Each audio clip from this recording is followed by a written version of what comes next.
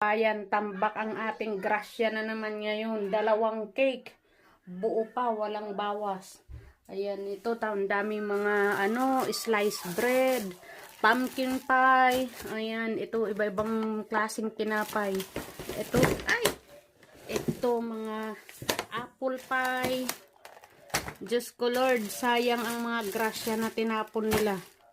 Bakit sila nagtatapon dito samantala sa atin ang daming naghihirap?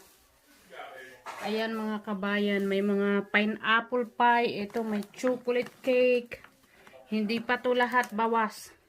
Pwede pa to makain kaso hindi namin to mauubos, itatapon ko lang din sa basura. Grabe ang grasya dito. Puno itong aking lababo ng puro tinapay mga kabayan.